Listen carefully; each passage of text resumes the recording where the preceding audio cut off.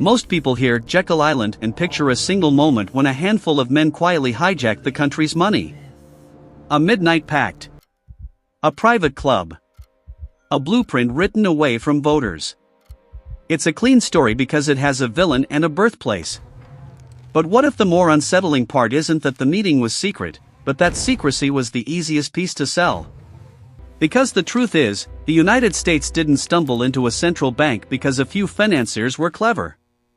It stumbled into one because the country kept proving it couldn't tolerate the alternative. The American public wanted stability without surrender. Politicians wanted control without blame. Bankers wanted a backstop without a leash. And the system that emerged was designed to hold all of those contradictions at once, then deny that it was doing it. Jekyll Island wasn't just about writing a plan. It was about writing a plan that could survive being discovered. Back then, central bank was a radioactive phrase. The United States had already fought over it twice, and the political scars were still visible. At the same time, the financial system kept cracking under stress, and every crack looked like a national humiliation. When confidence broke, money didn't flow, payrolls didn't clear, and perfectly healthy businesses became casualties of a panic they didn't cause. The pressure that mattered wasn't theoretical. It was practical. When banks stopped trusting each other, the country didn't have a reliable mechanism to keep the payment system alive. That meant ordinary commerce could freeze over a rumor. It meant the economy could be held hostage by fear, not fundamentals. And when that happened, the government had only crude tools, speeches, moral suasion, and emergency improvisation. So a new idea had to be smuggled into legitimacy. Not announced. A group of insiders met at a private resort on an island off the coast of Georgia in late November 1910 to draft what would become a foundation for the Federal Reserve System. They traveled quietly. They avoided publicity. They worked behind closed doors.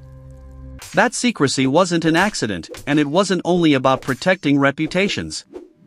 It was strategy. If the public saw Wall Street fingerprints on a central banking proposal, the proposal would die on contact. If lawmakers smelled a private takeover, they'd make a career out of killing it. If reformers saw the same old elites building a new machine, the machine would never reach the factory floor. So the meeting had to be invisible. The concept had to be disguised. The language had to be elastic. What came out of that effort wasn't a simple banker's bank. It was a hybrid, a creature designed to look decentralized while still acting coordinated when the lights flickered. That design choice matters more than the island. The central bank that formed later wasn't built as a single monolith. It was built with regional anchors, a board structure, and layers of governance that could plausibly be described in multiple ways.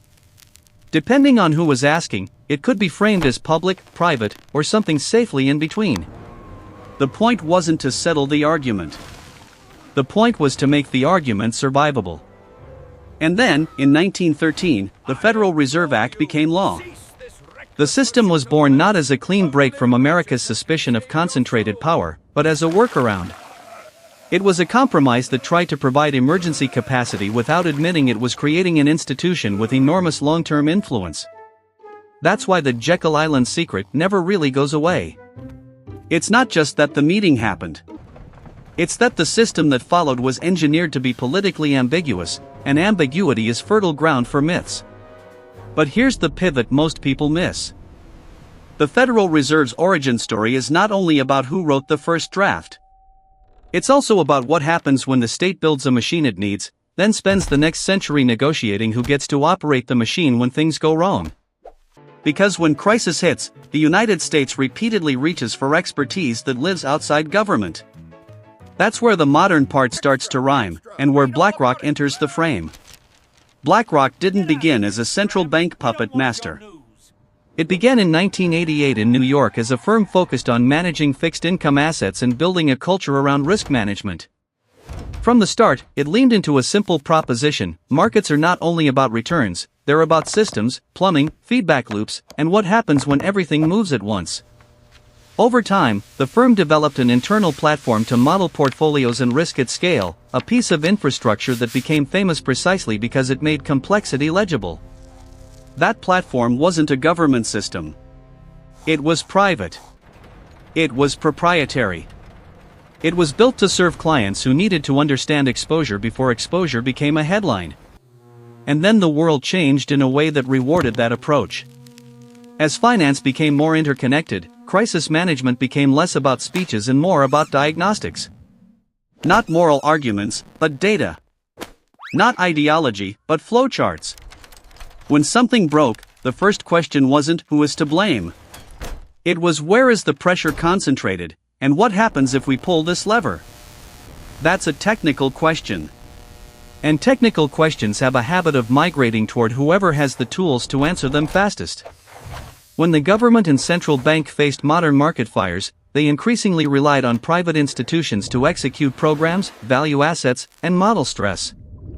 Not because of a hidden cabal, but because the private sector had already built the machinery to see the system in motion. Public institutions could regulate markets, but they didn't always have the same operational visibility into them. In a crisis, visibility becomes power.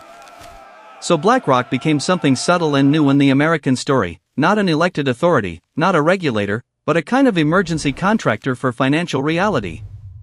A translator between policy intent and market mechanics. A firm that could be hired to implement stabilization without rewriting the entire state. If that sounds familiar, it should. Jekyll Island wasn't about bankers replacing government. It was about creating a system that could stabilize markets without looking like a takeover. Modern crisis management often does something similar. It stabilizes markets using private infrastructure without openly debating what that means for democratic oversight. The uncomfortable question isn't did one firm secretly create the Fed? It's why does the American system repeatedly outsource the most critical moments of monetary and market governance to arrangements that are hard for the public to see clearly? In other words, the pattern isn't a conspiracy. It's a design habit. Now take that habit and place it inside a world where money itself is becoming software. That's where Fedcoin shows up, and where a lot of people get sloppy. Fedcoin is not an official product. It's not a launched currency. It's a label, a concept, a rhetorical grenade that different groups throw for different reasons. In the mid-2010s, writers and economists used the term to describe a hypothetical digital liability of the central bank, something that could trade at par with the dollar and move across networks like a modern token. The label stuck because it compresses a big idea into a single word. And big ideas are easier to fear when they sound like a product announcement. But in the United States, the central bank has repeatedly said it has made no decision to issue a retail central bank digital currency, and that moving forward would require authorizing law.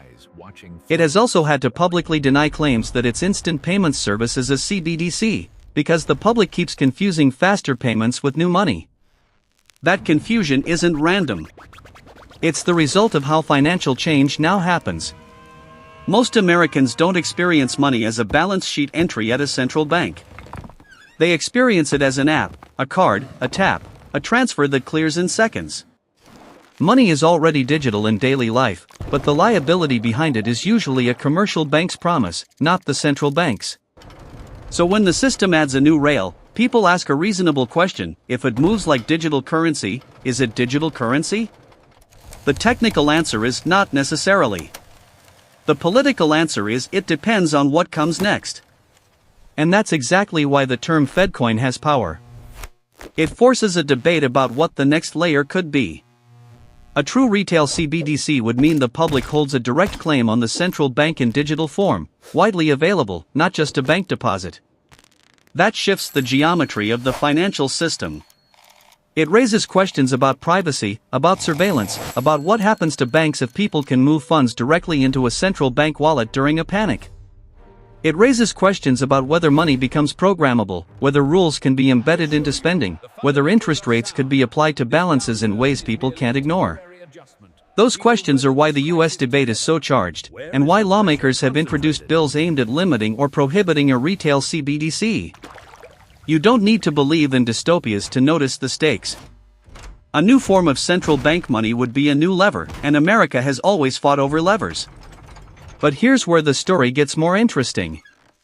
The path towards something that looks like Fedcoin might not arrive through a single dramatic announcement. It could arrive through layering. First you build faster payment rails. Then you build better identity and compliance tooling around them. Then banks and fintechs tokenize deposits, essentially making bank money move like tokens while remaining bank liabilities. Then stablecoins grow, backed by safe assets, used for settlement, integrated into mainstream platforms. Then the distinction between central bank money and private money that behaves like central bank money becomes less obvious to the average user. At that point, the question isn't only whether the Federal Reserve issues a coin. The question is who defines the standards that everything else plugs into. And that circles back to BlackRock, not because BlackRock creates money, but because it represents the kind of private infrastructure that becomes indispensable when systems scale. If a handful of platforms model risk for trillions, if they shape how institutions see the world, then they shape how institutions react. If they are embedded in the operational layer, they influence outcomes without ever writing a law. That's the modern echo of Jekyll Island. The original Federal Reserve System was built to be a stabilizer that wouldn't look like a centralizer. It was built to calm panics without handing any one faction a clear victory. It was built to survive America's political allergy to concentrated financial power. Now we live in an era where financial power concentrates through software, through rails, through data, through platforms that can see connections others can't. The concentration is less visible because it doesn't always wear a government seal. Sometimes it wears a user interface. So what is Fedcoin, really? It might be nothing more than a thought experiment. It might be a name people use to scare each other. It might be a future product that never ships. But it's also a spotlight that reveals a deeper truth: the biggest changes in money often happen in the plumbing, not in the headlines. And the plumbing is where public and private interests meet. On Jekyll Island, secrecy wasn't about hiding the existence of planning. It was about hiding the political vulnerability of planning. The architects needed a design that could be accepted by people who didn't trust each other, and who didn't even agree on what problem they were solving. Today, the secrecy isn't a single island meeting. It's the complexity of systems that most people can't audit. It's the fact that governance can be embedded in code, in standards, in contracts, in settlement rules. It's the fact that a crisis response can be executed by a blend of public authority and private capacity, and the public will only see the outcome, not the wiring diagram. So when people ask, was the Fed really born on Jekyll Island, they're asking the wrong version of the question. The better question is, why does the United States repeatedly build financial power in forms that are hard to name? Because if you can't name it, you can't fight over it cleanly. If you can't fight over it cleanly, it can keep operating. And if it keeps operating, it can become normal before anyone votes on whether it should exist. That's the pattern from 1910 to now. You can call it a secret. You can call it a compromise. You can call it a necessary hack. The label doesn't change the function. The Federal Reserve was created to manage instability in a system that kept producing it. BlackRock grew in a world where managing instability became a premium skill. Fedcoin is a word people use when they sense the next layer of stability might come with new forms of control. And here's the ending that refuses to be tidy. If a digital dollar ever arrives in the United States, it might not arrive as a single coin minted by the central bank. It might arrive as an ecosystem that feels inevitable, built piece by public institutions, private platforms, and political bargains that never fully explain themselves. In that world, the real question won't be whether money is digital.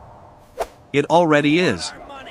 The real question will be who gets to decide what money is allowed to do, who gets to see what money does, and who gets to change those rules when fear returns.